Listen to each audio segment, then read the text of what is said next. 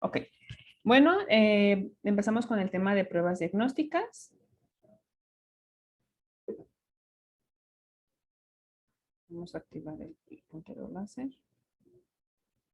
Y bueno, ¿qué son las pruebas diagnósticas? Dentro de su definición, es cualquier proceso que pretende determinar en un sujeto la presencia de cierta condición no susceptible de ser observada directamente. Puede ser de ayuda en el diagnóstico y para establecer o excluir alguna enfermedad.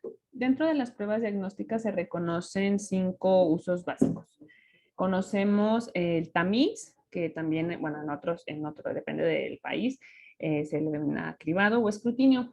Dentro del tamiz podemos decir que es para identificar factores de riesgo para una enfermedad o la detección de enfermedades ocultas en personas que son asintomáticas. Otro de sus usos es la búsqueda de casos. También tenemos descartar o confirmar algún diagnóstico y también nos ayudan como seguimiento o monitoreo de los pacientes. Las pruebas diagnósticas nos ayudan para el manejo del paciente. Esto para evaluar la gravedad de la enfermedad, para estimar su pronóstico, el pronóstico del paciente cursando la enfermedad, para controlar el curso de la enfermedad. En esta categoría incluimos la progresión, la estabilización o recuperación del paciente. Para la detección de la recurrencia de la enfermedad, según la enfermedad que nosotros estemos evaluando, y para la selección de medicamentos y ajuste de su tratamiento. Ahora, dentro de los usos básicos mencioné previamente que se encontraba el tamiz. Y dentro del tamizaje, pues, hay criterios que se utilizan para estos procedimientos de detección. Uno de ellos es determinar las características de la población, en donde debemos de determinar la prevalencia de la enfermedad. Tenemos que tener cierto cuidado si la prevalencia es alta o es baja, porque esto va a modificar nuestros valores, que un poquito más adelante vamos a platicar de ellos. Debemos determinar la probabilidad que sea compatible con otras pruebas y tratamientos posteriores. Otro punto importante es la característica de la enfermedad. Aquí tocamos temas como morbilidad y que la mortalidad sean significativas. El tratamiento y los tratamientos, perdón, sean efectivos y aceptables, un periodo preclínico detectable y la mejoría en los resultados de un tratamiento precoz. Y como último criterio tenemos que las mismas características de la prueba, ¿no? Que sea sensible, que tenga una sensibilidad pues y una especificidad adecuada, los costos de la prueba con la que nosotros vamos a utilizar y que no implique riesgo en el paciente. Y finalmente una prueba confirmatoria disponible y práctica. Esta prueba confirmatoria disponible y práctica nos referimos al gold estándar o estándar de referencia. Ahora, dentro de las condiciones de toda prueba diagnóstica, se deben de cumplir dos, que son dos fundamentales y no podemos tener una de ellas, deben de ser las dos, en donde tenemos el término de validez y confiabilidad o reproducibilidad. Esto lo podemos encontrar de acuerdo a la literatura como estos dos términos. Entonces, dentro de la validez que consiste en la capacidad de medir lo que nosotros queremos medir. Entonces, eso denominamos validez y es la tendencia a alejarse de la verdad o de lo ideal, del punto real en un sentido. Cuando nosotros no cumplimos esta condición de validez, cometemos el error sistemático o sesgo. Y por otra parte, la confiabilidad o reproducibilidad, que es la capacidad de obtener un mismo valor cuando esta medición se realiza sobre una muestra en más de una ocasión. Entonces, reproducibilidad también podemos encontrarla como concordancia o acuerdo. Y cuando no cumplimos esta condición, podemos caer en el error aleatorio.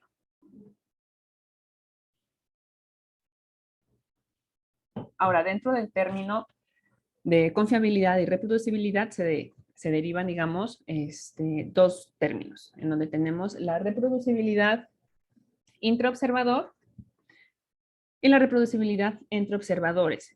También la reproducibilidad entre observador podemos encontrar en la literatura como intraoperador o etcétera, o entre operadores. Y bueno, son medidas equivalentes en donde se utiliza un mismo instrumento de medida por el mismo observador en varias veces en una misma muestra. Probablemente ya cursaron la clase del doctor Watcher. Y en eso estamos este semestre. Ah, ok. Entonces, justamente a lo mejor van a encontrar aquí ciertos términos que también con el doctor Watcher los van a platicar. Y más que nada, bueno, si mal no recuerdo, y a lo mejor la evaluación sigue siendo la misma, van a presentar sus resultados por la parte de clinimetría. Van a utilizar estos términos de intraobservador y intraobservador. Generalmente es uno mismo, mide a la misma muestra 2 veces. Y bueno, dentro de la reproducibilidad entre observadores o entre operadores, son distintas medidas realizadas en una misma muestra, pero por procedimientos o personas diferentes. Por ejemplo, queremos ver el acuerdo de medir, ¿qué podremos decir? A lo mejor ultrasonido, ¿no? Ultrasonido en los pacientes. Entonces tenemos 5 residentes y queremos ver el acuerdo entre estos 5 residentes que midan lo mismo, ¿no? Porque a lo mejor una persona mide de cierta forma, otra persona mide de distinta forma, otro residente mide de distinta forma. Entonces aquí entra la confiabilidad entre observadores. Y en esta imagen podemos encontrar ejemplos, ¿no? Los ejemplos de cuándo es confiable y válido. En la primera figura podemos observar que no es válido porque realmente no cae dentro del circulito del centro, pero es confiable porque todos se mueven hacia una misma dirección, ¿no? Entonces, prácticamente no es confiable ya que no mide lo que nosotros queremos medir, pero es confiable porque todos los puntitos caen cerca de, ¿no? Digo, obviamente no caen en el mismo puntito porque hay cierta variabilidad entre todas las cosas, como la misma variable, ¿no? Por algo se llama variable. Y después, en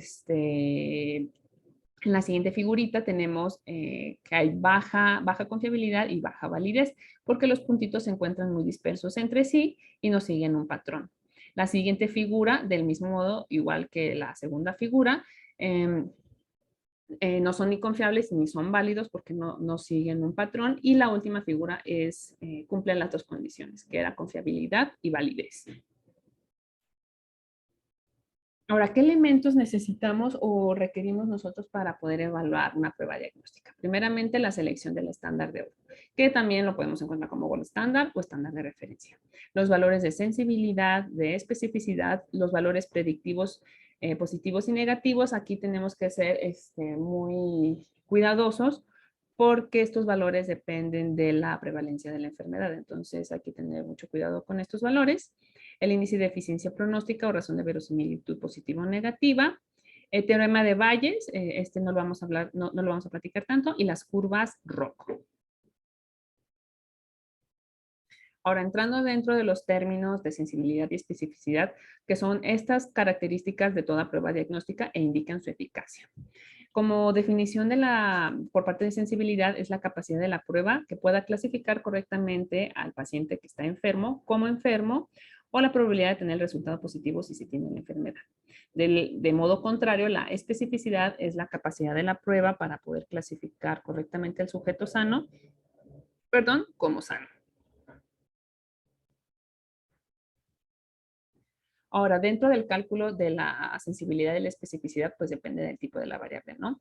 Aquí utilizamos variables nominales o dicotómicas porque utilizamos una tabla de contingencia, una tabla de 2×2. Entonces, no podemos calcular la sensibilidad y la especificidad si no cumplimos este requisito. Y para las variables que son cuantitativas u ordinales, elaboramos una curva ROC. Ahora, en la siguiente diapositiva presentamos, bueno, está la tabla de 2×2, la tabla de contingencia, y tenemos estos circulitos verdes, donde estas dos casillas, la A y la D, son los acuerdos, es decir, acá en la parte superior tenemos el gold estándar o nuestro estándar de referencia, ¿no? Entonces tenemos aquellos que el gold estándar clasifica como enfermo y como sano. Y en este eje encontramos nuestra prueba que nosotros queremos contrastar contra que queremos comparar, contra el gold estándar. Entonces, si nuestra prueba sale como enfermo, y también en el gold estándar, entonces tenemos aquí un acuerdo. Y lo mismo pasa si nuestra prueba lo clasifica como sano y el gold estándar también como sano. Las celdas, B y C son los desacuerdos. Entonces, ¿qué encontraríamos aquí? ¿Los falsos positivos o los falsos negativos? Van a dejar una computadora que le prestaron a la doctora y no me la pueden poner. Los positivos. ¿Falsos positivos? Ok, muy bien. Los falsos positivos. Y en esta celda tenemos los falsos negativos. Hay un pequeño ruidito, pero ya. En esta celda encontraríamos los falsos negativos. Aquí ¿qué tendremos? ¿Los verdaderos positivos o los verdaderos negativos en la celda A? Verdaderos positivos. ¿Los que, perdón? Verdaderos positivos. Verdaderos positivos. Y aquí tendríamos los verdaderos negativos. Perfectamente. A ver la siguiente. Ok. En la siguiente diapositiva, aquí no vamos a adentrarnos mucho, solamente es para que ustedes tengan la noción de cómo calcular la sensibilidad, especificidad, los valores predictivos, la probabilidad, etcétera, ¿no? Y bueno, vamos a entrar al tema de curvas ROC. Entonces, dentro de las curvas ROC es como podemos determinar el rendimiento de dos pruebas diferentes y estas se comparan trazando las curvas ROC, ¿no? Entonces, en el eje de las Y, tenemos aquí en este eje de las Y, tenemos la sensibilidad y en el eje de X, en el eje X tenemos 1 menos la especificidad o también la tasa de falsos positivos. Las curvas ROC utilizan datos cuantitativos o también ordinales. Y bueno, aquí están 3 ejemplos, ¿no? De 3 escenarios con valores distintos del área bajo la curva. En la primera imagen tenemos, bueno, en el primer ejemplo tenemos un área bajo la curva de 1, es decir, un valor diagnóstico perfecto, que prácticamente eso no existe, porque siempre va a haber un error en todas las pruebas que utilicemos. No hay una prueba que sea un área bajo la curva de 1. Entonces, pero es como nosotros nos guiamos, ¿no? Que es el punto más cercano a la parte, a la parte superior izquierda, ¿no? Tenemos el siguiente ejemplo en un área bajo la curva, que es justamente toda esta área bajo la curva de 0.8, que es un buen valor, es un muy buen valor diagnóstico, y un área bajo la curva de 0.5 prácticamente es nada. Aventamos una moneda y puede decir que sí clasifica o no clasifica a nuestros pacientes como enfermos, ¿no? Entonces, tener un valor de 0.5 podemos caer incluso en el sesgo de mala clasificación, porque no tendríamos si nuestra prueba clasifica o no bien, ¿no? Entonces hay que tener mucho cuidado también aquí. Y puse, bueno, algunos ejemplos, como lo podemos encontrar en los artículos. En este artículo está enfocado en los pacientes con terapia intensiva. Entonces, en este artículo, los autores quieren ver esta parte de masa libre de grasa a través de un indicador de composición corporal a la admisión y pueda predecir una mortalidad a los 28 días, ¿no?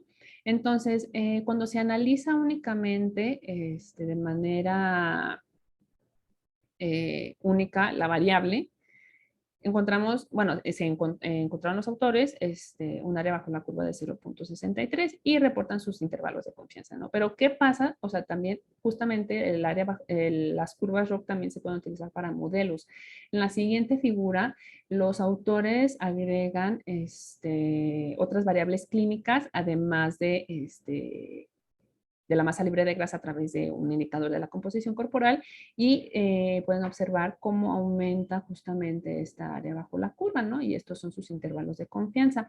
Aquí, por ejemplo, en estos intervalos de confianza podemos ver que está como cerca, más bien está prácticamente muy cerca del 0.5, que podríamos decir que hay que tomar este valor con cuidado, ¿no? Cuando lo utilizamos de manera única, que si lo utilizamos como un modelo. Entonces yo creo que también han leído ya y por parte de la literatura, porque mucha literatura referente a modelos pronóstico, también han visto que grafican, digo esto con la finalidad de hacerlo más visual, porque únicamente puedes reportar estos valores, pero que también se utilizan dentro de los modelos tanto pronóstico como modelos diagnóstico. ¿Alguna duda hasta aquí? No. ¿No? Ok, muy bien. Entonces, ¿sí? Ay, Yo, perdón, Sí, claro. ¿sí me escucha? Sí, sí. Este, por ejemplo, para sacar este cálculo se hace directamente con el programa, pero esta área ¿tiene alguna fórmula? Mm, para como cálculo a mano. Sería ya más complejo. Para calcularlo a mano, la verdad es que desconozco si, cómo tomarías, digo, prácticamente vas graficando, por ejemplo, tienes aquí, es que borré ese ejemplo, pero prácticamente eh, haces tu tabla de 2 por 2. Entonces vas creando tu tabla de 2 por 2, digamos, como por cada cuadrito, como por cada, cada que hay un cambio, digamos, así como la regresión de Cox, que por cada caída, digo, por los Kaplan y Meyer, que por cada falla, que se le llama falla, Ah, ok. ajá, entonces vas creando como tu tabla de 2 por 2 justamente con cada punto. Por ejemplo, si tú tienes peso, tu variable es peso, entonces tú tienes peso 55, 56 y ya otros pacientes se van hasta 58, 60, 61, etcétera. Entonces, por cada unidad vaya, o sea, por cada peso vas a crear tu tabla de 2 por 2. Entonces, justamente esto ya sería el punto de corte, justamente en donde el valor, el punto de corte esté más cercano aquí a este 1, es ahí donde determinamos el área bajo la curva, ¿no? Y justamente con ese punto de corte. Pero sí tendrías que realizar la tabla de 2 por 2. Digo, esta presentación la modifiqué, pero sí estaba el ejemplo donde vas creando tu tabla de 2 por 2, pero puedo mandarles, de hecho, el ejemplo donde también explican cómo sacar, o sea, cómo sacaron justamente esta parte del área bajo la curva, para que puedan tener una Ah, idea ok, de ajá, de la tabla de 2 por 2. sí, muchas gracias. No, al contrario, gracias a ustedes. Ok. Entonces, aquí es un ejemplo y también tenemos otro ejemplo, ¿no? Aquí también, otra vez regresamos a los pacientes hospitalizados, aquí por insuficiencia cardíaca aguda. Y los autores también, ¿no? Reportan aquí el área bajo la curva, que son muy bajitas, bueno, a excepción de esta última variable, pero son áreas bajo la curva muy bajitas, pero cuando combinan, por ejemplo, estos valores que son indicadores de la composición corporal y estos que ya son signos clínicos, el área bajo la curva aumenta, ¿no? Entonces, nuevamente podemos generalmente no recomiendan si tienen pensado publicar el área bajo la curva como imagen porque te consumiría, ya ven que las revistas, ¿no? Te piden cierto número de tablas y de imágenes o de ambas, entonces podrían reportar únicamente el área bajo la curva con sus intervalos de confianza y eso ya nos ayudaría. Porque si ustedes quisieran hacer, digo, no es la finalidad de esta clase, pero modelos pronóstico, que de hecho van a tener esa clase en cuarto, si es en tercero o en cuarto, con la profesora Fabi. Entonces, está ella en Epiclínica. Entonces, justamente se van a dar cuenta que se puede calcular bajo la curva, pero lo más importante dentro de estos modelos pronóstico-diagnóstico es la discriminación y en especial la calibración. En este caso no tomamos estos puntos porque estamos únicamente por parte de las pruebas diagnósticas. Ahora, entonces, dentro de las curvas ROC, regresando al punto de curvas ROC, el mejor punto de corte corresponde dentro de la curva ROC al punto más cercano al ángulo superior izquierdo, que era lo que se comentaba hace ratito. Entonces, este punto, o sea, este 1 indica el 100% de verdaderos positivos y ningún falso positivo, que como sabemos, eso no existe. Si ustedes en algún momento ven un área bajo la curva de 1, lo primero que deben de hacer es dudar. Bueno, siempre hay que dudar, pero ahí sí es completamente mentira. Puede ser 0.99, 0.998, etcétera, pero un 1 realmente jamás he leído algo así. Jamás, jamás, jamás. ¿Ustedes sí han leído un área bajo la curva de 1? No, no. Sí, no. Entonces, bueno, una prueba superior también tendrá una curva ROC por encima a la izquierda y Aquí, en este punto, lo que quería explicar era qué pasa, por ejemplo, si nuestra curva se va hacia este lado, ¿no? O sea, hacia este lado. Probablemente, dentro del análisis, colocamos a lo mejor como a los sanos, ¿no? Y no a los enfermos, que ahorita vamos a ver, o sea, sería como una curva invertida, ¿no? Entonces, ¿qué pasaría aquí en este escenario? Cambiaríamos nosotros hacia enfermos y ya o sea, sería como un espejo, ¿no? Cambiaría hacia este lado, ¿no? En lugar de que se comporte este lado, se debería comportar este lado. Nunca deben irse a ese lado, porque seguimos justamente esta línea, ¿no? De 0.5 que indica nada, indica azar. Y bueno, dentro de las limitaciones, ahorita leo el comentario, un comentario en el chat, ahorita lo leo. Solo contempla dos escenarios clínicos posibles, si está sano o enfermo, y no sirven para situaciones en donde se trata de discernir entre más de dos enfermedades. Recordemos, aquí es dicotómico porque al momento de analizarla ponemos cuál es nuestra enfermedad, si es 0 o es 1, o como ustedes lo hayan colocado, si es 2 o 1. Ok, no. Creo que era referente a la duda. Sí, fue la respuesta. Sí, fue cuando preguntó de si hemos visto un área bajo la curva. Un área bajo la curva. Ok, ya, gracias.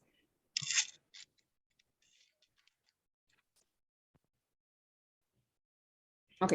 Aquí, para los compañeros que tienen SPSS o que tienen instalado SPSS, aquí son algunas capturas de la ruta que pueden seguir para realizar la curva ROC.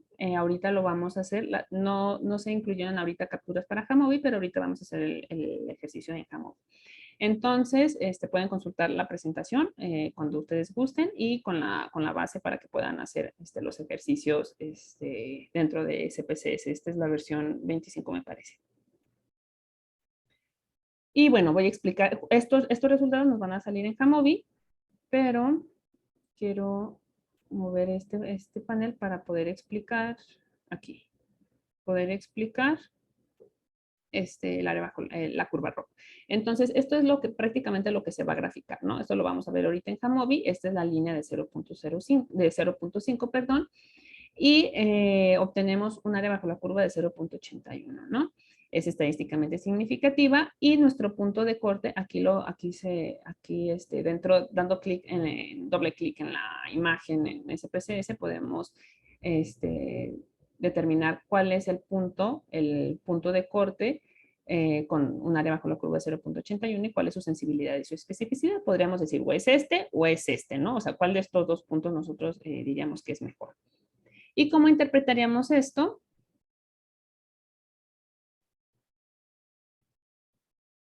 Ay, se pasó. Ok. Bueno, esta imagen ahorita lo vamos a ver aquí en grande. Aquí es esta. Entonces, ¿qué punto es mejor? ¿Es este o es este? En SPSS, ¿alguien aquí tiene SPSS o si no, mejor para... Sí, tenemos ¿Sí? ese. Ok. Entonces, en SPSS van a salir estas tablitas, ¿no? Entonces, en esta tablita nos va a dar el área bajo la curva. Digo, perdón, aquí es los valores, justamente lo que les decía. Aquí, por ejemplo, hay pacientes que reportaron 0.81. Esto es un indicador dentro de composición corporal. Aquí se va a mostrar el valor que ustedes quieran que estén evaluando, ya sea peso, algún dato bioquímico, etcétera, ¿no? Cualquier variable cuantitativa. Y aquí se va a reportar la sensibilidad y aquí es 1 menos la especificidad. Si se fijan, 1 menos la especificidad, es decir, ¿cuánto sería la especificidad aquí? Sería de 0.72, ¿no? Me parece, así. Entonces, ya con la interpretación, teniendo estos dos valores, podremos decir que con un punto de corte de 0.85, es decir, aquí vemos en la tablita, en la tablita la vamos a ver en SPSS, de la variable que ustedes vayan a analizar, se puede clasificar correctamente el 81%, esto porque es el área bajo la curva de los pacientes. Digo, en este caso nosotros con este valor queríamos clasificar a aquellos pacientes su estado de hidratación, si estaban sobrehidratados o no estaban sobrehidratados. y con una sensibilidad del 81%, aquí tenemos los valores de 81% y de 72%. No, mucho cuidado aquí porque pueden reportar el 1 menos la especificidad, pero recuerden que esto es la tasa de falsos positivos. Y también, justamente en los artículos, menciona que, digo, no en todos, ya depende de cada autor, que pueden determinar el punto de corte a través del índice Juden. Entonces, la ventaja de Jamovi es que ya no lo tienes que calcular. Yo no lo he visto en SPSS el índice Juden, pero en Jamovi ya lo da por default. Entonces, hay dos métodos para calcular el índice Juden que nos indica qué punto es el ideal para tomar como punto, qué punto tomar como punto de corte, el ideal, pues. Y bueno, aquí está la fórmula para el punto A, que es la distancia entre el 0.5 a este punto, y la fórmula B que considera de 1 a este punto, ¿no? Y muy bien, entonces esto es por parte de SPSS. Voy a pasar a Jamovi para realizar el ejercicio. Vamos a abrir la base de capa, ICC y ROC. Por favor.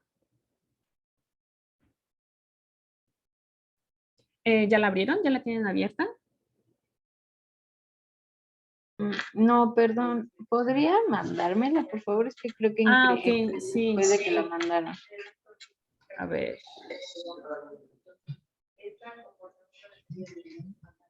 La mandamos de nuevo. ¿Voy? Sí, gracias.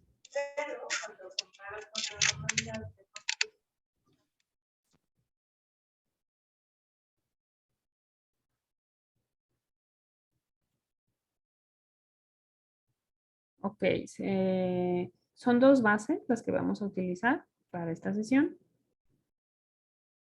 Ok, la primera base es capa, ICC y ROC. Sí, gracias. ¿Okay? No, al contrario.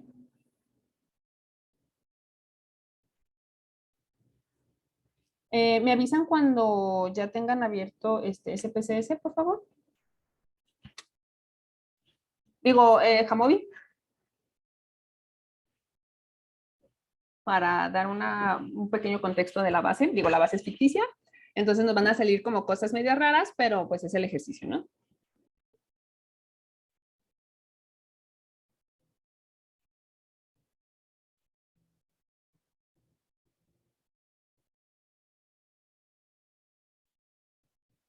¿Listo? ¿Todo bien? Sí. Muy bien, perfecto. Y ya. Entonces, empezamos. En la base están los datos de 22 pacientes. ¿No? Aquí está su ID, ¿no?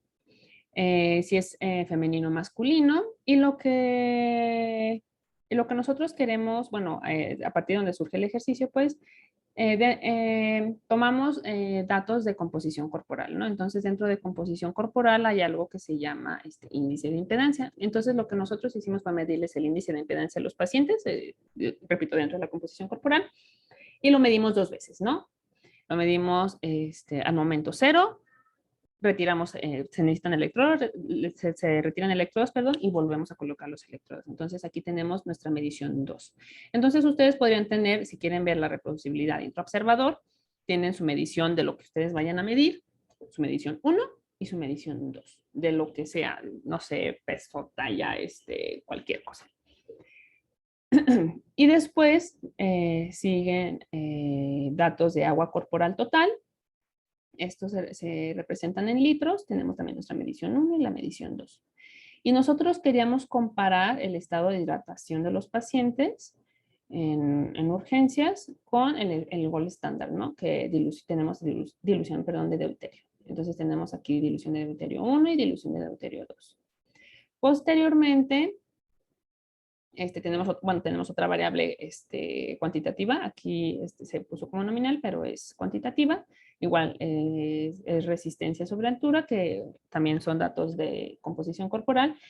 Y después siguen estas variables categóricas, ¿no? Tenemos dilución de deuterio y sobrehidratación. Aquí en esta variable de sobrehidratación, es sobrehidratación por esta parte de composición corporal. O sea, composición corporal le estimamos a través de este método que se llama VIVA. Y tenemos como 0 y 1, ¿no? Y dilución dicotómica también la pusimos como si está sobrehidratado o no está sobrehidratado. En este caso estaría si está enfermo o no está enfermo, ¿no? Aquí tendrían ustedes su variable. Y bueno, aquí estas últimas dos variables, creo que, recuérdenme si aparecen como ordinales o aparecen como nominales.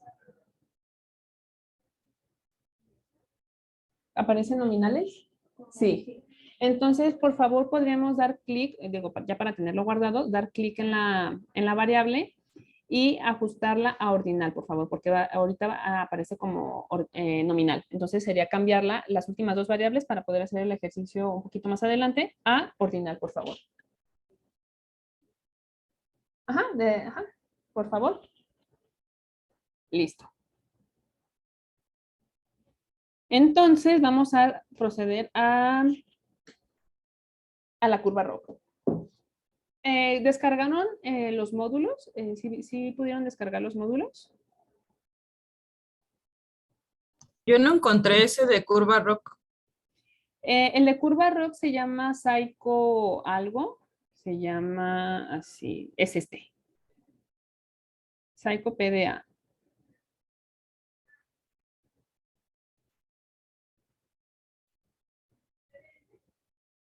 Entonces, ¿sí pudieron descargar este módulo? Porque justamente aquí es donde está el test. Ajá, el test rock.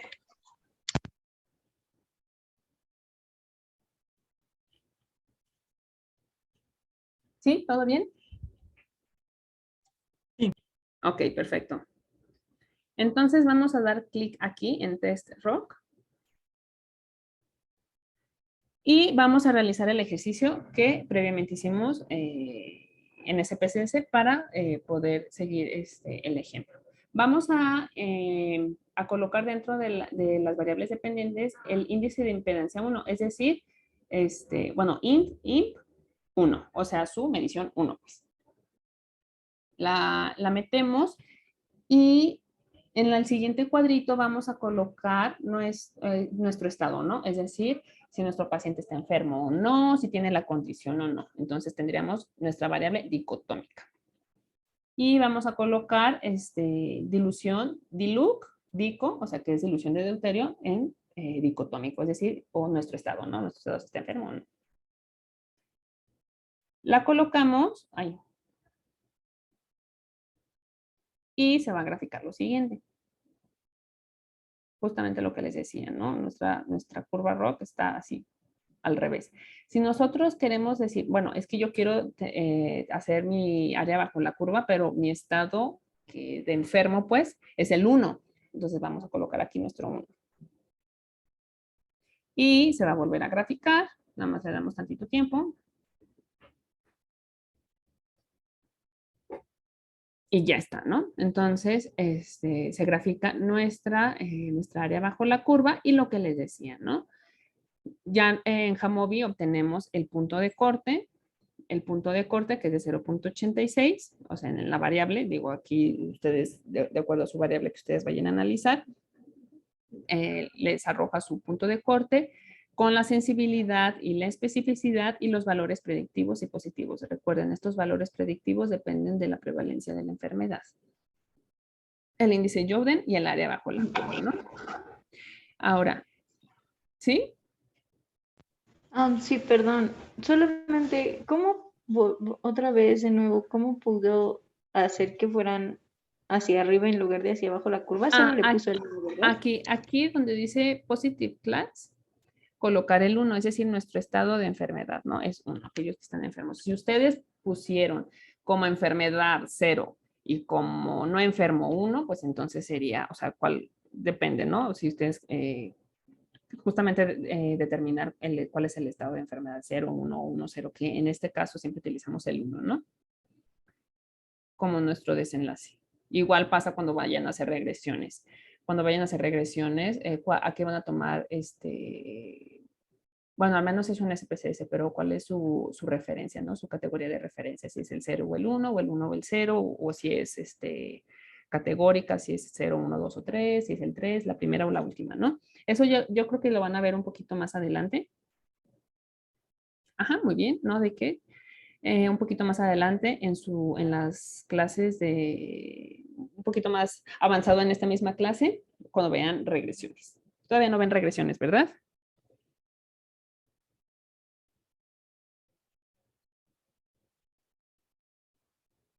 ¿Ya vieron regresión? En bioestadística ya No. vimos regresión lineal nada más, pero Ah, aquí ok. Ah, perfecto. Entonces tenemos, bueno, prácticamente en esta clase también vamos a tener un ejemplo de regresión lineal simple. Nada de multivariable ni modelo. Simplemente simple.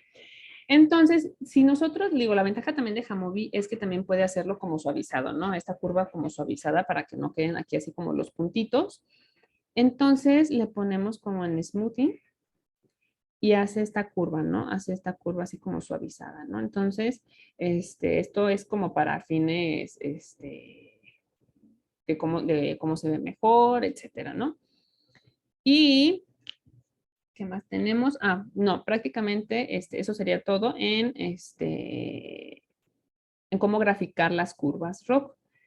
Pero recuerden, si ustedes quieren publicar, contemplen el número de figuras y mi recomendación sería, si les sobra, si tienen espacio para colocar los gráficos de las curvas ROC, pues adelante, pero si no, con estos valores está súper bien. Y bueno, voy a... una pregunta. Sí, adelante. ¿Qué interpretación comentó que se le daba al índice de Yoden? Por ejemplo, ese punto 55, ¿qué es lo que nos está diciendo? Realmente, cuando nosotros los publicamos en el índice Yoden, únicamente nos indica el valor en el punto de corte que nosotros debemos de tomar. Generalmente podemos poner, por ejemplo, en métodos, en la sección de métodos podemos decir que el punto de corte, si nosotros queremos, si nuestra finalidad es obtener un punto de corte, podríamos decir el punto de corte ideal vamos a tomarlo a través del índice Yoden, pero nunca reportamos el índice Yoden, solamente reportamos el punto de corte. Entonces, justamente, para ponerlo, digo aquí porque no lo coloca, pero en la presentación sí está. ¿Ya ven la presentación? Sí. Entonces, justamente en la presentación se puede calcular el índice Yoden de aquí para acá o de acá para acá. Entonces, pero siempre se va a tomar esta parte de sensibilidad y especificidad de acuerdo a cada punto de corte, porque va a cambiar, o sea, te va a arrojar el ideal, ¿no? Entonces, pero podemos calcular, no sé, el índice Yoden de aquí a aquí. Entonces, va a ser a lo mejor de aquí a acá, va a ser muchísimo mayor que de acá a acá. Entonces, siempre buscamos, al menos en esta fórmula B, que sea lo mínimo, que sea el más chiquito, pues digamos, el índice Yoden más bajito, y de acá que sea el más largo, ¿no? El más amplio, pues. Pero al momento de publicar, yo te sugeriría que en la sección de análisis estadístico, que está dentro de la sección de métodos, coloques que se va a obtener el punto de corte a través del índice Yoden y ya en los resultados obtuvimos el punto de corte de tanto, de 50, con una sensibilidad y una especificidad de tanto. Y el área bajo la curva fue de tanto con sus intervalos de confianza. Entonces ahí ya hablarías de todo, ahora sí, de toda la información. Y ya si quieres graficarlo, adelante, porque pues la finalidad de un gráfico, recuerden que es, si no se entienden los primeros 10 segundos, el gráfico no se va a entender. Entonces, la finalidad del gráfico es que sea visual y puedas decir, ah, bueno, o sea, más o menos te das una noción, ¿no? ¿Alguna pregunta hasta aquí? ¿Todo claro? A ver, ¿todo bien? Y todo claro. Sí, Okay, fui el que tuvo la Sí, duda. está bien. Y bueno, entonces seguimos con la presentación. Entonces, eso es por parte de las curvas ROC. Recuerden, es cuantitativo y solamente tenemos dos escenarios, enfermo o no enfermo, o si tiene la prueba positiva o negativa, sí, etcétera, ¿no? Son estos dos escenarios. Así, ¿qué otro yo creo que ya lo vieron. ¿Qué otra, podríamos decir, qué otro método tenemos justamente donde tenemos dos escenarios, que son unas curvas? ¿Se les llaman curvas de qué?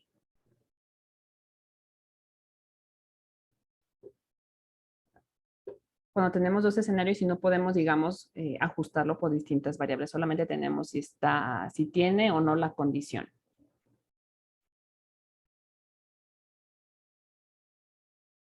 Las curvas de ¿La Kaplan. vida? Ajá, de supervivencia. Entonces son las curvas de Kaplan y Meier, donde no podemos meter más variables, pero solamente no podemos ajustar, digamos, digo, es una debilidad de las curvas de Kaplan y Meier, no podemos ajustar por otras variables, solamente analizamos una variable si tiene la condición o no. Muy bien, entonces es algo, digamos, no es lo mismo, pero sí únicamente tenemos estas dos condiciones.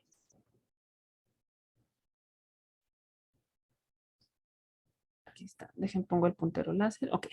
Ahora pasamos, ya concluimos esta parte de las curvas ROC y vamos a pasar a concordancia y acuerdo. Aquí coloqué algunos artículos, los títulos de algunos artículos que son clásicos dentro del acuerdo. Tenemos al autor Cohen, que es de donde sale la capa de Cohen. Creo que recién falleció el doctor Douglas Altman, no hace mucho. También tenemos esta parte de los gráficos de Bland y Altman, que originalmente salieron en el 81, no recuerdo el autor, pero 2 años después, en el 83, digamos que perfeccionaron estos dos autores los gráficos para acuerdo, ¿no? Donde toman la diferencia entre estos dos métodos. Y bueno, también tenemos aquí otro artículo muy importante de los autores Watson y Petrie. Muy bien. Esto como un poquito de historia, ¿no? Y bueno, aquí se presentan algunas pruebas de acuerdo a nuestras variables, ¿no? Esto es por parte de concordancia o acuerdo entre dos pruebas diagnósticas. Según nuestros datos, ya sean cualitativos o cuantitativos, vamos a tomar las pruebas estadísticas pertinentes. Por ejemplo, si nosotros tenemos, nuestros datos son cualitativos y nominales, podemos utilizar el porcentaje de acuerdo simple, pueden reportarlo también, el índice de capa de Cohen, que es aquí tenemos en nuestra tabla de 2x2, o la prueba de Q de Richardson 2020. Esta prueba de Q de Richardson generalmente se utilizan para, digamos, otras como cuestionarios generalmente, si son sí o no, más que, por ejemplo, puede ser, no sé, duelo. Entonces, sí o no.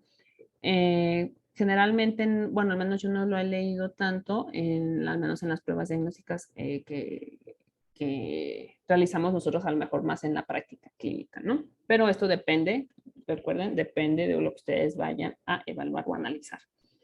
Y bueno, tenemos las otras variables que son las ordinales. Aquí en las ordinales tomamos el índice de capa de Cohen ponderado. Ahorita lo vamos a ver un poquito más adelante. ¿Cómo se cambia? Un segundito. Voy. Ahí está.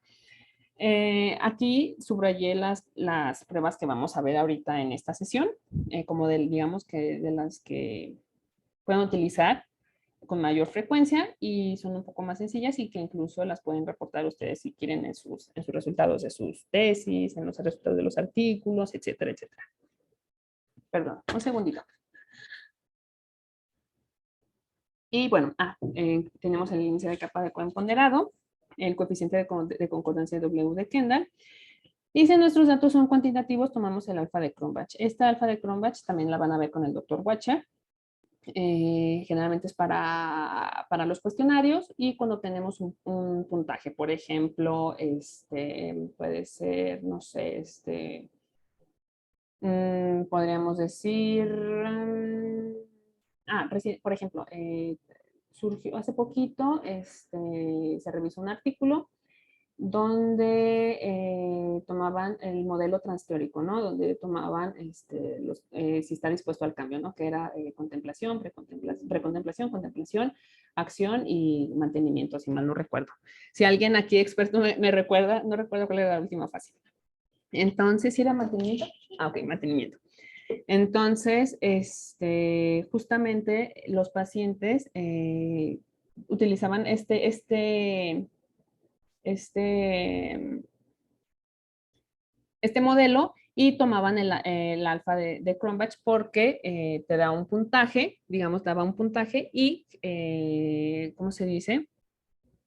Medía, porque era de otros autores, medía la consistencia interna. Ese alfa de Cronbach, ahorita lo vamos a calcular, y también está la opción de poderlo calcular a mano. Entonces, sí lo pueden calcular a mano, pero está muy tardado. Es muy tardado, pero lo vamos a explicar ahorita un poquito más adelante, paso a paso, de acuerdo a cada ítem. Y bueno, tenemos también la media y la distribución de las diferencias de medias. Tenemos el método Bland y Allman con los LOAs, o bueno, Limits of Agreement, Survival Agreement Plots y el coeficiente de correlación intraclase. Ojo, y mucho ojo, porque eso recientemente, bueno, no recientemente, pero hace unos años también lo aprendí. El coeficiente de correlación intraclase depende también de la distribución de la variable.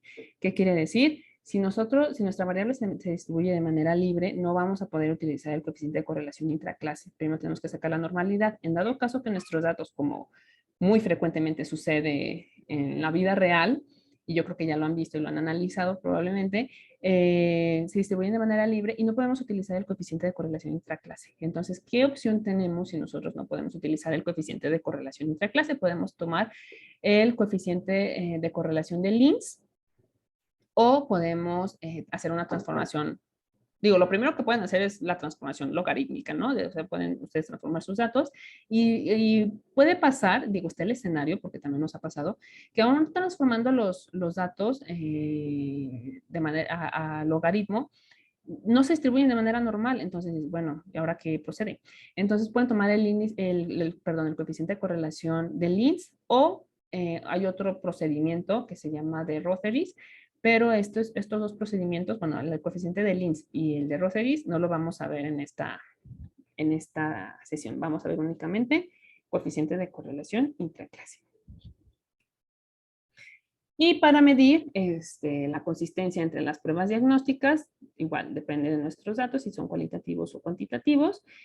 Para nominales, esto es para consistencia. Acá tenemos para concordancia o acuerdo.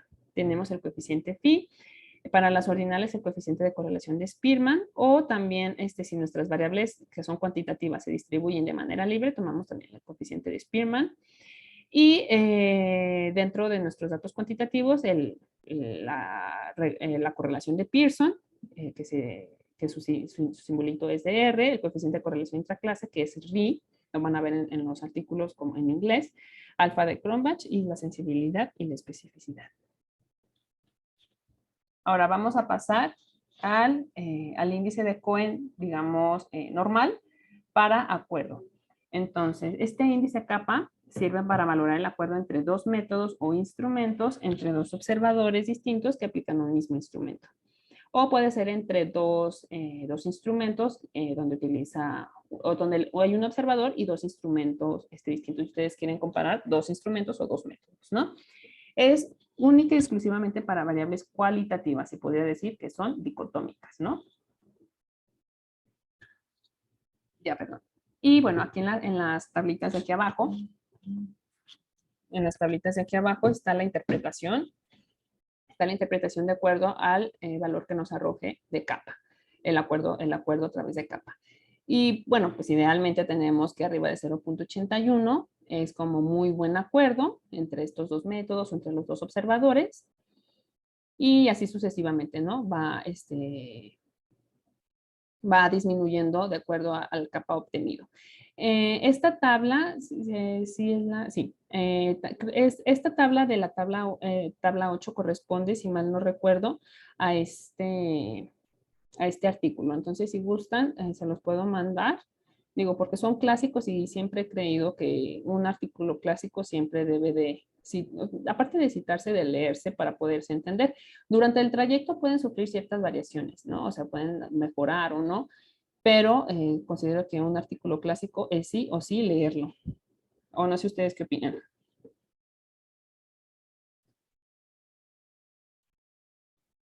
Sí, pues es para saber también de dónde surgió todo, ¿no?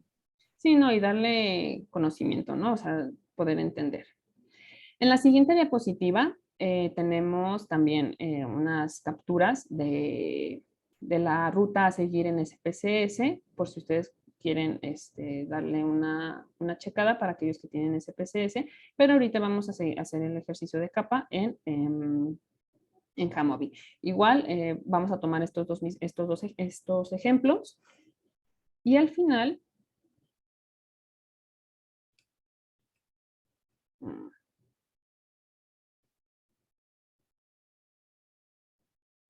permítanme tantito. Ok, ya. Y al final, esta es la salida. Esta es la salida de SPSS, ¿no? Entonces, nuestra base de datos vamos a utilizar la misma, la de capa ICC y RO. Son 22 sujetos. Aquí, 22 sujetos. No tenemos datos perdidos. Y, como les comentaba, aquí tenemos dilución dicotómica, que era nuestro gold estándar o nuestro estándar de referencia. Y nuestra prueba que nosotros queremos comparar con el gold estándar, ¿no? Entonces, estas casillas son las casillas de acuerdo. Y estas dos casillas o dos celdas son nuestras casillas de desacuerdo. Obtenemos un capa de 0.45 y con una P estadística, a pesar de que es una P estadísticamente significativa, el valor de capa es un poquito bajito. Recuerden que si ustedes van a sacar capa, también deben de sacar los intervalos de confianza. Perdón, en SPSS no logré, de hecho no arrojaban los datos de los valores de los intervalos de confianza, pero hay un artículo también donde mencionan cómo obtener los intervalos de confianza de capa, ¿no? ¿Y cómo interpretamos el valor de capa? Podemos decir que el índice capa obtenido es de 0.45, donde indica un moderado acuerdo. Esto depende del valor que obtuvimos, que es significativamente distinto del simplemente esperado por el azar. O simplemente podemos poner que el valor de capa fue de 0.88. Ahorita voy a presentar un siguiente ejemplo, otro ejemplo, que indica un acuerdo bueno. Ejemplo, aquí se publicó justamente la capa que obtuvimos entre dos métodos. Aquí comparamos dos métodos y tenemos nuestras dos clasificaciones, ¿no? Nuestro estado de hidratación, si estaba normo o hiperhidratado o sobrehidratado, con un equipo y aquí teníamos otro equipo, ¿no? Tenemos nuestra concordancia observada menos la concordancia esperada sobre 1 menos la concordancia observada. Entonces nos arrojaba un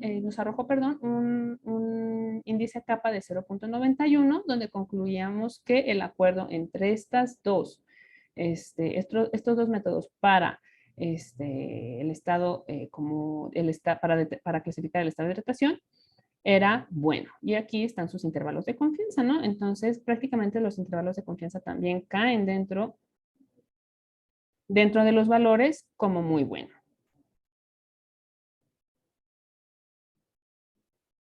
Ok, aquí, hasta aquí. Y bueno, vamos a pasar a Jamovi para calcular capa. Regresamos a la base de capa ICC y ROC.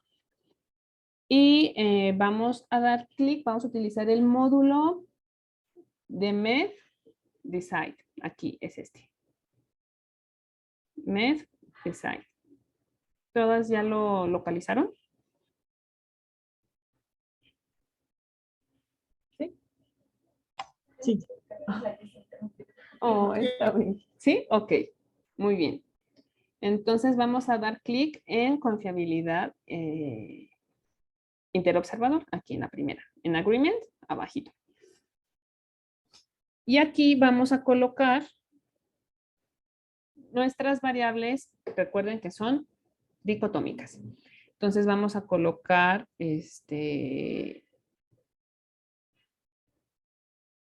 Era donde está dilución, aquí. Es dilución dicotómica, la vamos a pasar. Y sobrehidratación deriva. Ahora, si quieren seleccionar varias variables, pues ya saben, ¿no? Nada más dan clic y control y seleccionan todas las variables que quieran meter. Y así meter, y ya pueden meter todas y ya, o pueden sacarlas. Bueno, en este caso no se mete porque está como ordinario. Pero bueno, ese era un tip. Listo. Aquí. Entonces, aquí está nuestro resultado, donde la capa, como vimos en el ejercicio de SPSS, es de 0.45. O estadísticamente significativo, nuestros dos, digamos, observadores o nuestros dos métodos, la N y el porcentaje de acuerdo. También, si piensan ustedes reportar el porcentaje de acuerdo, también es buena idea.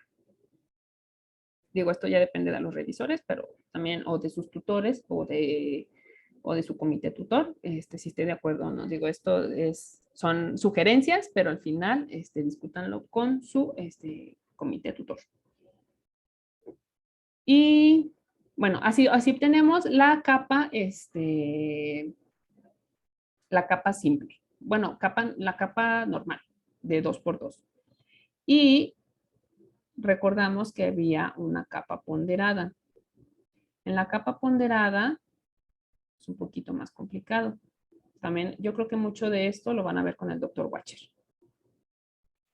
En capa ponderada, que es KW, que es weighted capa, puede juzgarse más que la capa simple, que la capa normal, porque ya se dio un peso más grande a un desacuerdo mayor y suele ser necesaria, o sea, tenemos que tener un capa ponderada mayor a 0.7 para considerar que la concordancia es buena.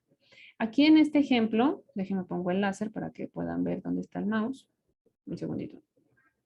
Ok, aquí.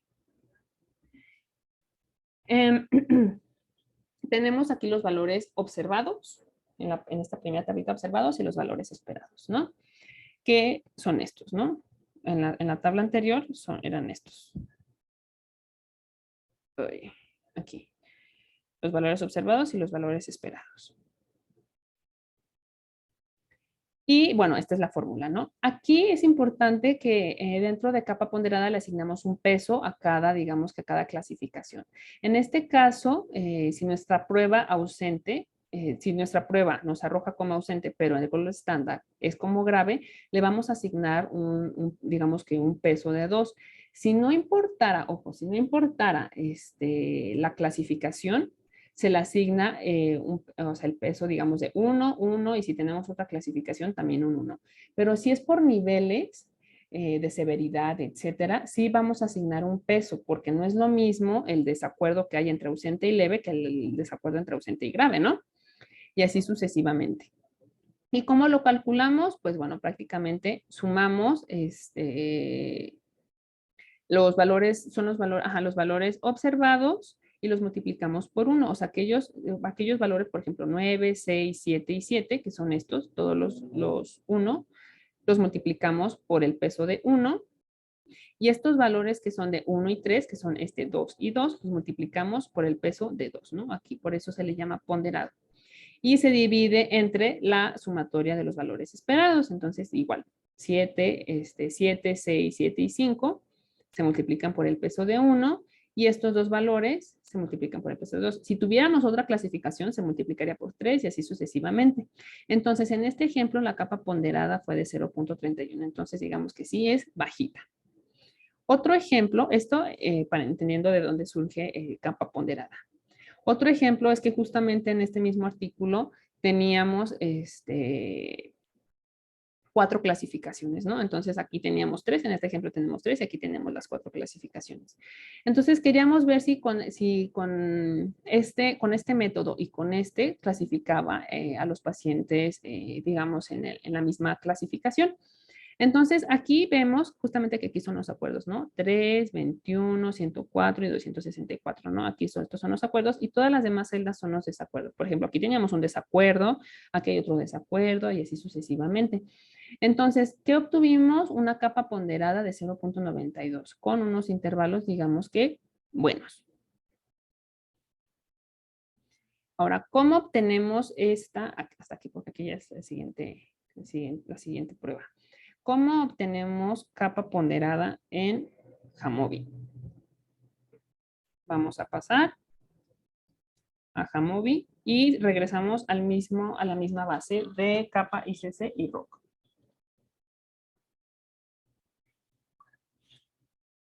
En la misma, de hecho es en la misma, vamos a retirar las variables que habíamos colocado, que son dicotómicas, las retiramos. Y vamos a incluir dilución ponderada y sobrehidratación ponderada. Las metemos. Y si se fijan aquí donde dice test, o sea, está table y luego está test. Aquí está la capa ponderada y aquí podemos utilizar la cuadrática o la lineal. Entonces, si nosotros damos clic aquí, ¡pum!, nos da una capa de 0.80. Si se fijan, aquí ya está ponderada y el acuerdo es del 59% con una capa de 80. Depende si es cuadrática o lineal. Aquí, depende de esto. Depende si nosotros estamos asignando el mismo peso para cada uno o si asignamos un peso distinto a cada clasificación. Entonces, depende de su variable, si es por grados de severidad o no, si no influye la clasificación. Será la cuadrática, si mal no recuerdo, y la lineal, ese dato se los debo. Si es la lineal, si es asignado el mismo peso para todas las clasificaciones. ¿Alguna duda hasta aquí?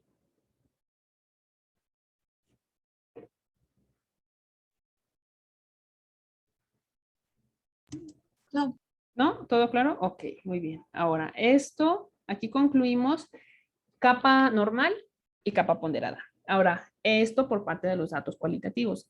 Ahora vamos a pasar a los datos cuantitativos para concordancia, que tenemos el coeficiente de correlación intraclase.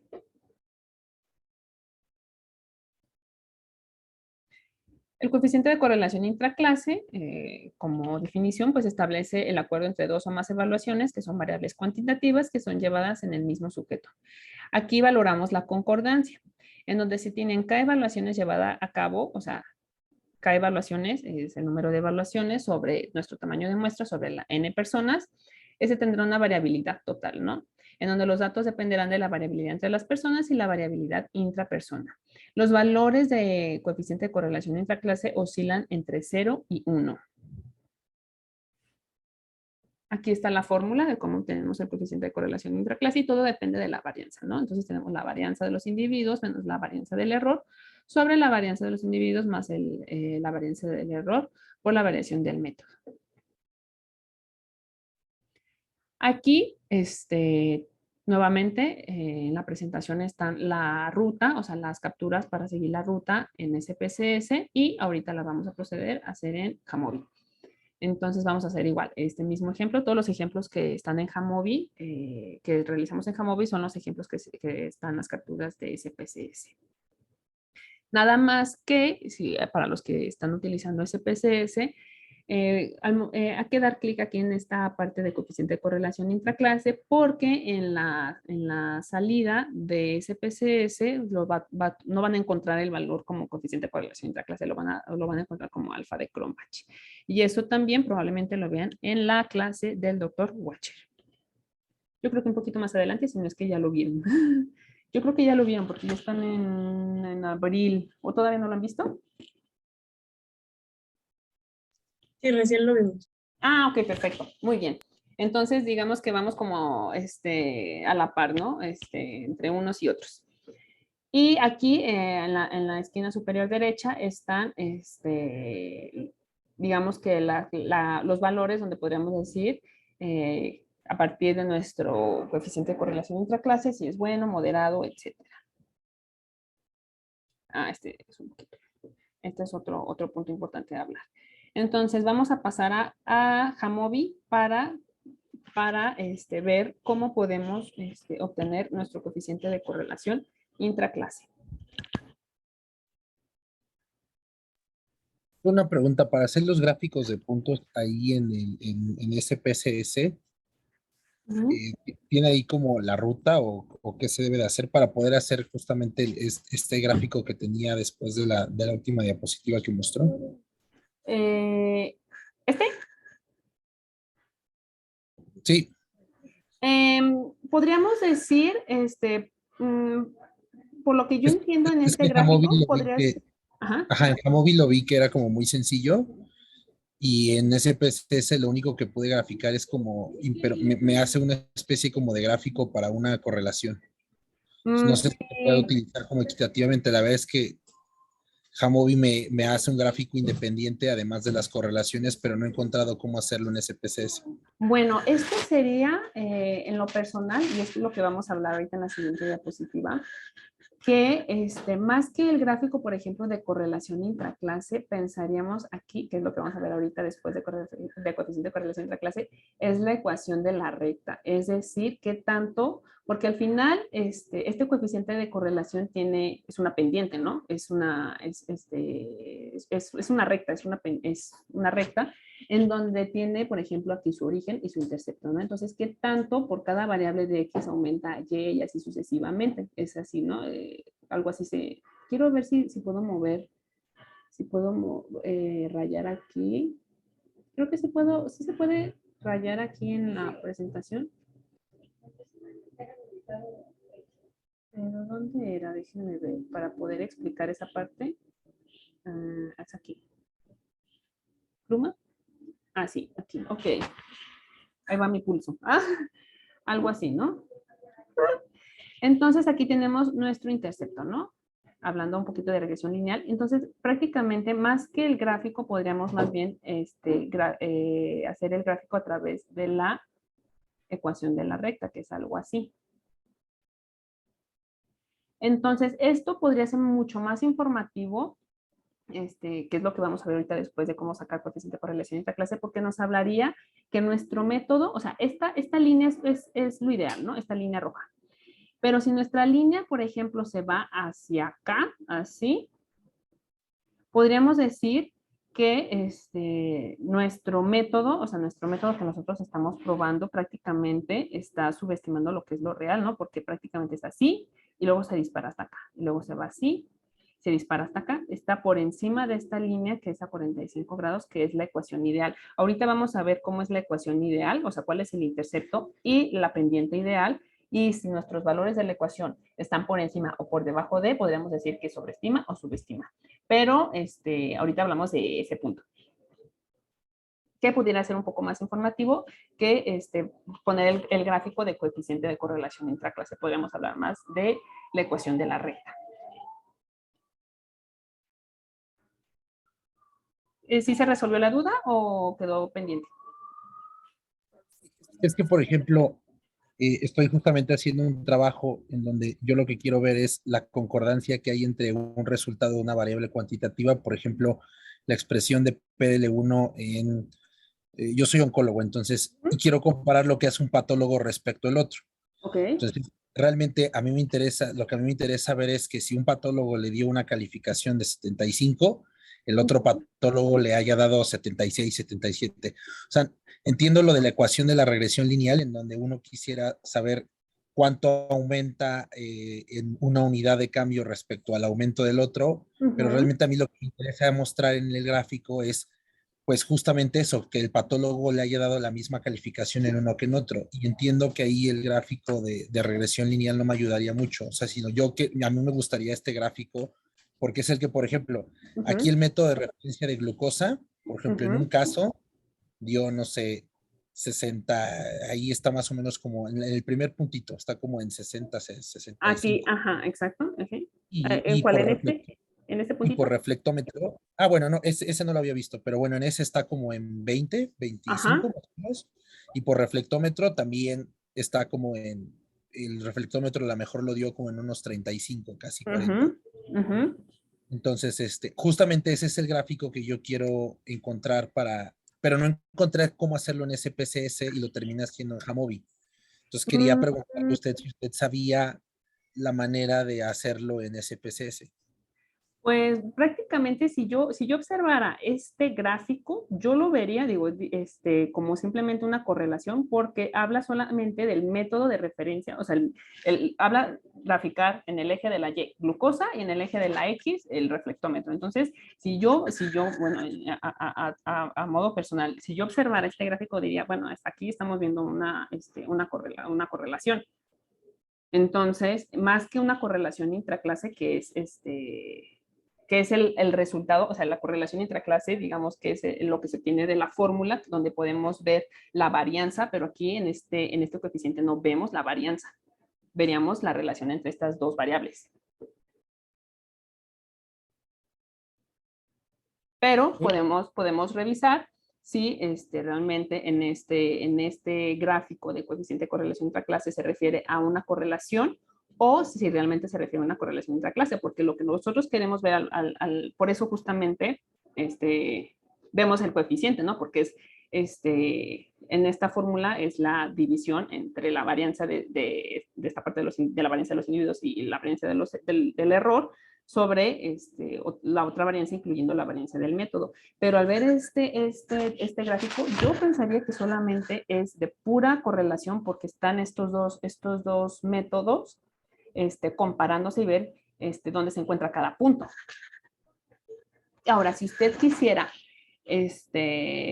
reportar un gráfico de correlación, yo en lo personal no he visto, a lo mejor, digo, si usted sí lo ha visto, pero yo no he visto un gráfico de correlación intraclase, pero sí he visto los gráficos, todos hemos visto los gráficos de correlación, donde vemos la relación entre estas variables. Entonces, no sé si usted ya ha visto en los artículos que reporten como tal el gráfico del coeficiente de correlación intraclase. Pues he visto el gráfico como lo está mostrando, doctor, así como tal cual está su diapositiva. Uh-huh. Realmente reportan este coeficiente de correlación interclase y es un gráfico similar. Incluso si quiero, ahorita que lo hagamos por Jamovi, Okay. realmente nada más Jamovi se le pone graph y ya me sale.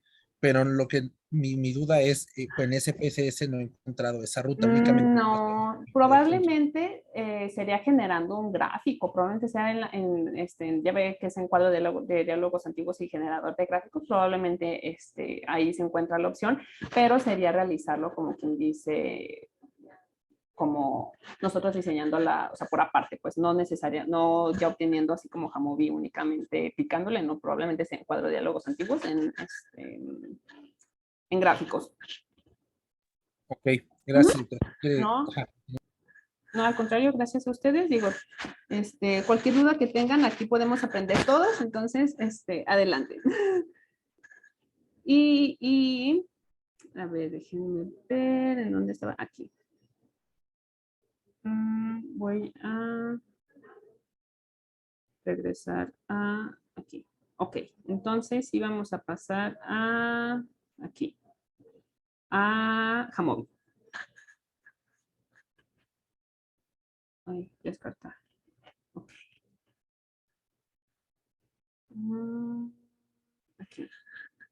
Seguimos entonces en la misma base, en el mismo ejemplo de capa ICC ROC.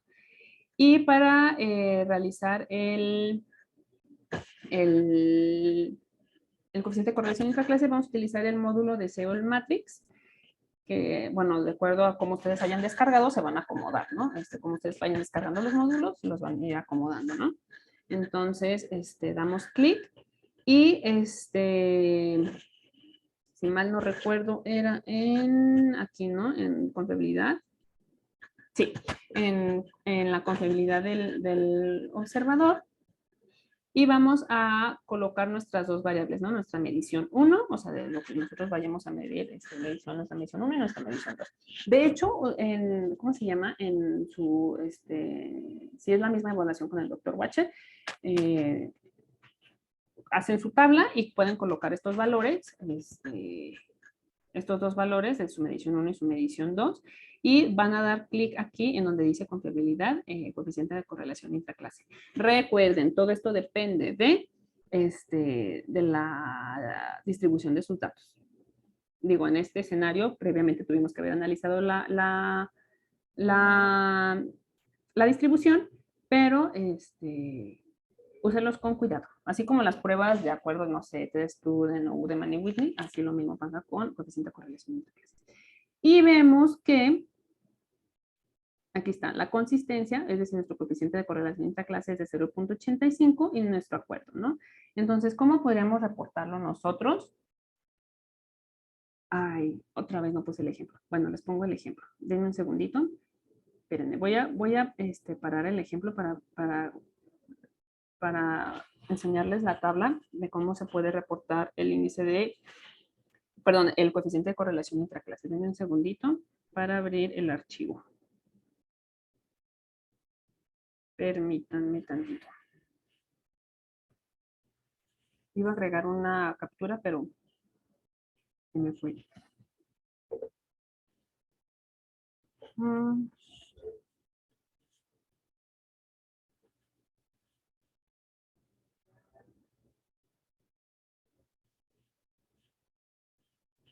Ok.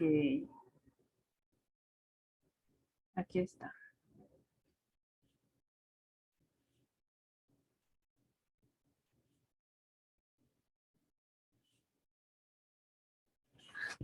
¿Ya se puede ver? Ya.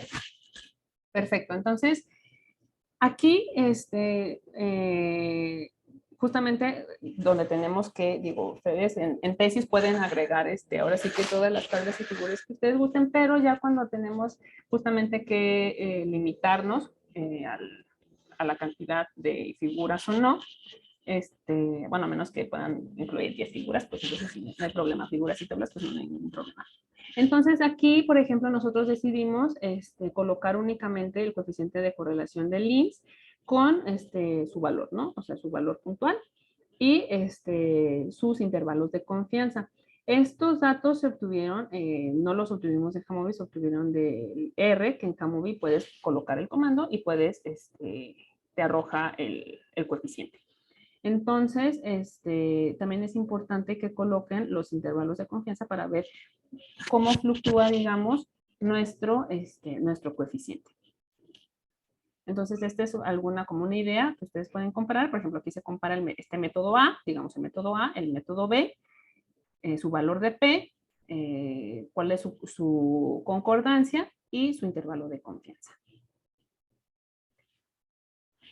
Así que quedó como más,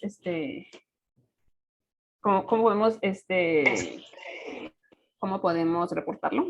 Más que nada porque es justamente cómo organizar los datos, ¿no? O sea, a lo mejor ya uno tiene los datos y los resultados, pero luego dice, ay, bueno, ¿cómo los voy a reportar? ¿Cómo los voy a colocar en las tablas, etcétera, ¿no? Entonces, de acuerdo a lo que ustedes vayan a reportar y a lo que vayan a analizar, cómo acomodar las tablas, ¿no? Y bueno, entonces pasamos. Tengo una duda, perdón. Sí, claro. En Jamovi, ¿cómo puedo sacar los intervalos de confianza? Digo, en otras pruebas, el mismo sistema nos da la opción de que saquemos los intervalos de confianza, pero en este no. Sí, realmente, bueno, yo tampoco lo saqué en Jamovi, lo saqué en RStudio. Entonces, creo que es en sí pueden ver en pantalla, sí. En aquí de R, aquí como editor. Denme un segundito en que se cargue. Aquí, por ejemplo, puedes escribir todos los comandos, por ejemplo, como lo escribes en R. Entonces, bueno, son muy pocos, por ejemplo, los que he utilizado aquí he corrido Cox y a lo mejor otras pruebas, pero en RStudio sí fue como se obtuvo el coeficiente de correlación de LIMS con sus intervalos de confianza. Entonces, aquí en Jamovi, por parte de coeficiente de correlación intraclase, los intervalos de confianza no lo he encontrado, pero aquí, de hecho, podemos buscar cómo sacar los intervalos de confianza, pero dándole clic aquí, no le he visto. Porque de hecho debería de estar la opción, ¿no? Ajá, o sea, debería de estar aquí, por ejemplo, en la opción, pero no está. Probablemente a lo mejor en una actualización de Jamovi, a lo mejor aquí agreguen, no sé, los intervalos de confianza al 95%, que estaría genial. Doctora, tengo una pregunta. Sí, ahí claro. en el módulo de SEO Matrix, ¿Sí? la última opción viene Concordance Correlation. Uh-huh. Y ahí sí ponemos correlation coefficient sí da los intervalos de confianza. Ahí está haciendo un coeficiente de correlación interclase o no, esos intervalos de confianza de 0.67 y 0.93 no serían. Es que me queda duda si es lo mismo a la otra prueba, porque ahí sí nos dan los intervalos. Probablemente sí, quisiera creer que esta es de intraclase. O sea, no sé, porque coeficiente de correlación, pues tenemos estas dos, ¿no? La que es del INS o la intraclase.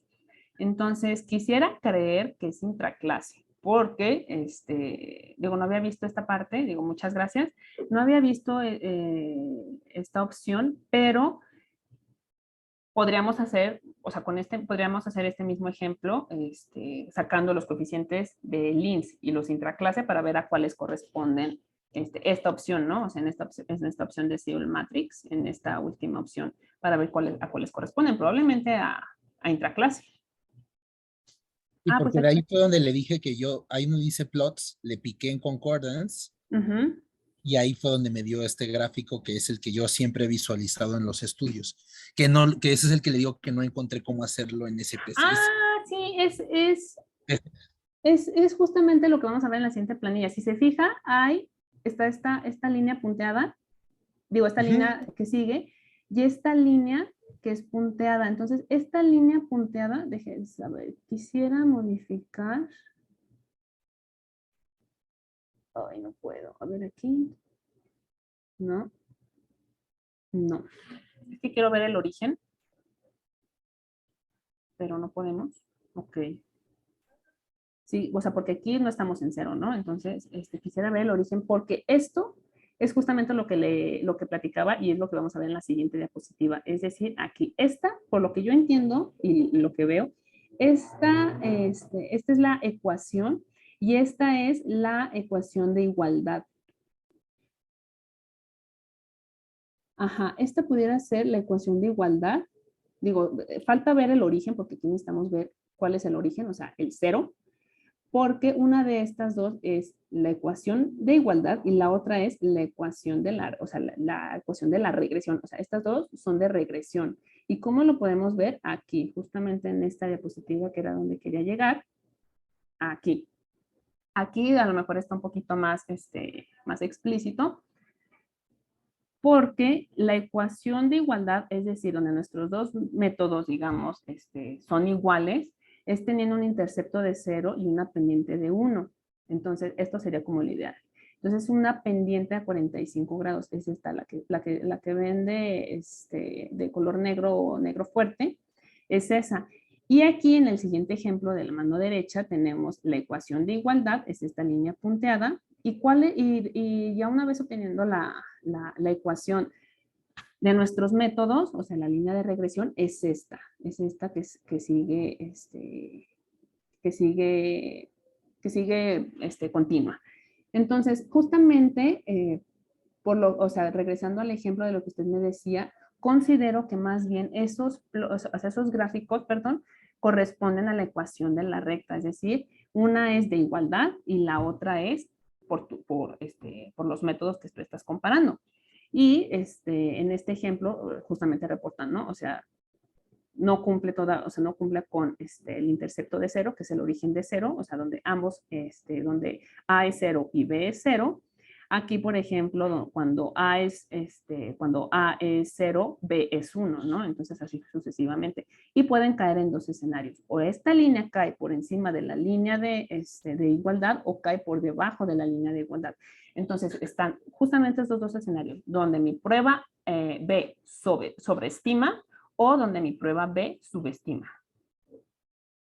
¿Queda un poquito más claro? Sí, doctor. Ah, perfecto, muy bien.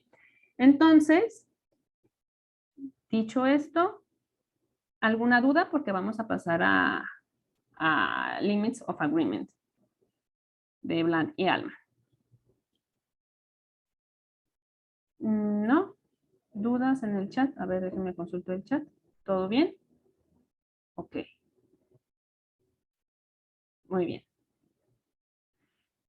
Entonces,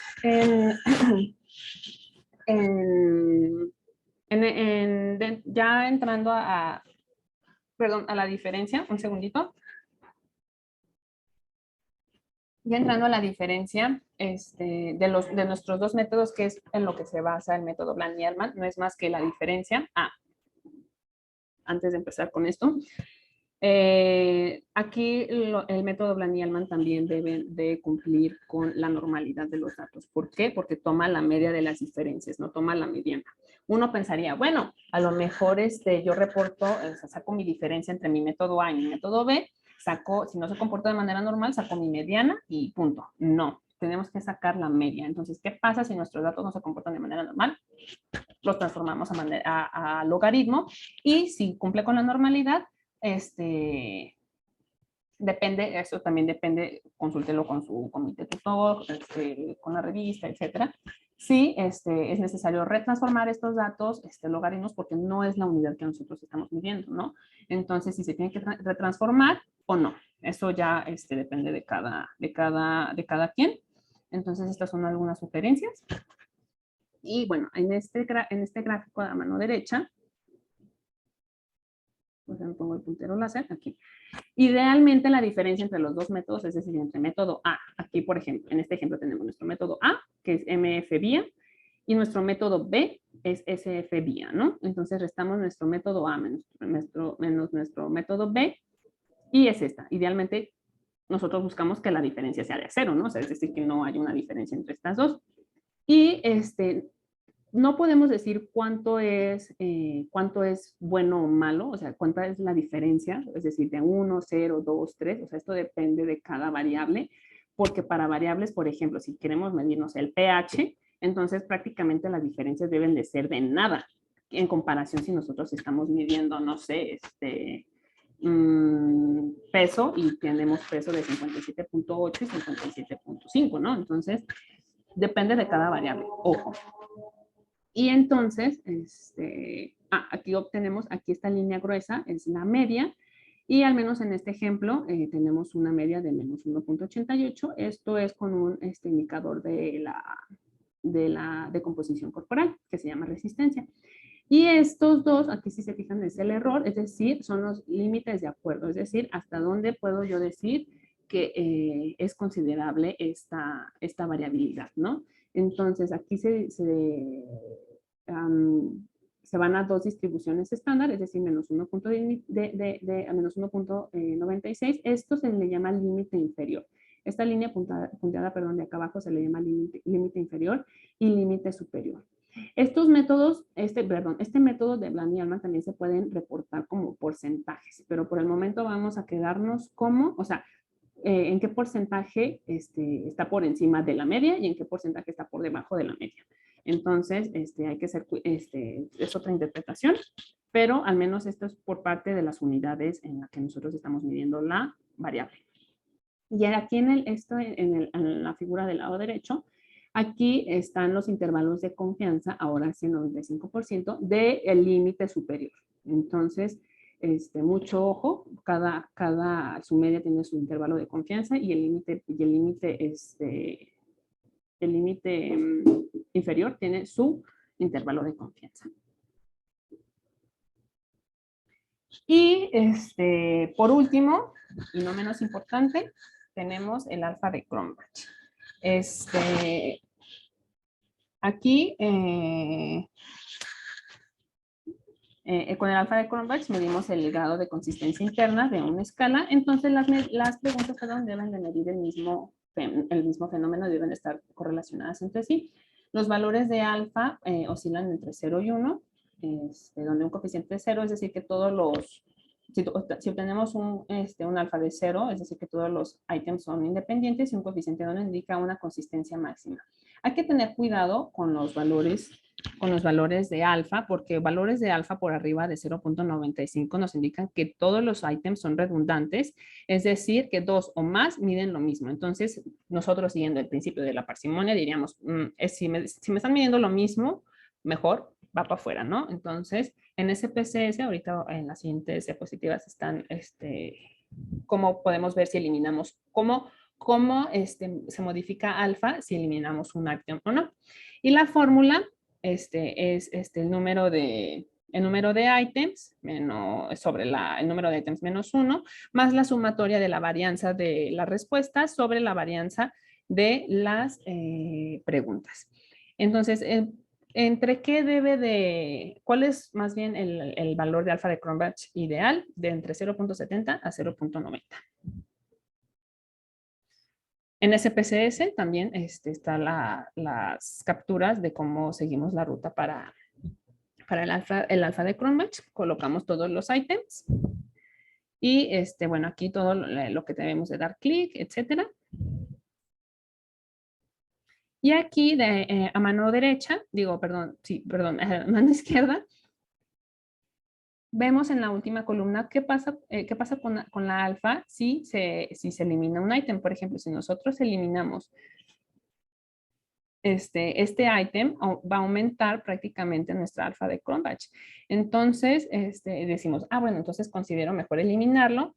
Vuelvo a sacar el alfa de Cronbach, que al menos agregando estos 5 ítems, me da, nos arroja un alfa de 0.52. ¿Y cómo tenemos esto? Sacándolo a mano, sacándolo a pluma y papel, sumamos la varianza de todas las preguntas, que aquí está 1.65. Digo, ustedes pueden confirmar el ejercicio siguiendo esta, siguiendo el siguiente ejemplo, los siguientes resultados, o sumamos sacamos la varianza de todos los ítems y sustituyendo justamente estos valores, es decir, 0.96, que es la sumatoria de la varianza de todas las preguntas, más la sumatoria de la varianza de todas las preguntas, que es 1.65, el número de ítems, que son 5, 5 menos 1, etcétera. Entonces, bueno, aquí yo redondeé a 0.53, pero es 0.52. ¿Y cómo lo sacamos en Jamovi?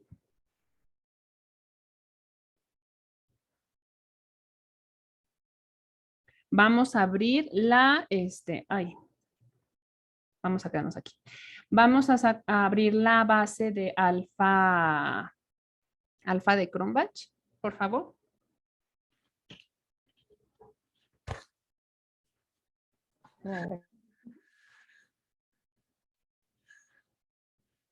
Por favor. Y hablando un poquito del contexto de la base, tenemos el ID, o sea, se aplicó un cuestionario a 12 sujetos. Tenemos los ítems de cada pregunta. Digo, tenemos los resultados de cada pregunta, de cada ítem. Hacemos la suma. Y para obtener el alfa de Cronbach, vamos a dar clic en factor. En factor, en análisis, factor. Y vamos a ver el análisis de confiabilidad. Y vamos a colocar así el ítem 1, 2, 3, 4 y 5. Los introducimos. Y ya está por default, alfa de Cronbach. Y bueno, era 0.52 y yo puse 0.53, pero es 0.52. Y podemos, por ejemplo, si ustedes van a reportar también este valor de alfa, únicamente pueden colocar que, o sea, ponen, no sé, ya sea en la sección de resultados, que idealmente es en la sección de resultados, no sé, se evaluó la consistencia del cuestionario y se obtuvo un alfa de Cronbach de 0.52. Punto. Entonces, ya uno si lee 0.52 diría, la consistencia no es buena. ¿Por qué? Porque no está entre 0.70 y 0.90. Pero en contrario, si te mandan revisar y encuentras un alfa de Cronbach de 0.97, pues lo primero que harías es como el área bajo la curva, te llega o sea, lees un área bajo la curva de 1, dirías, ¿será cierto o no será cierto, no? Y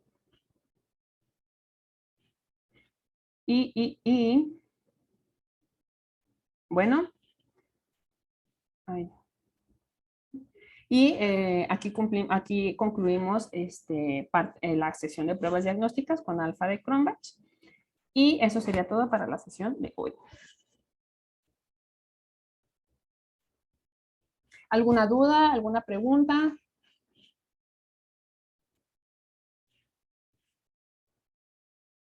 ¿Quedó todo claro? Voy a parar la grabación para que la puedan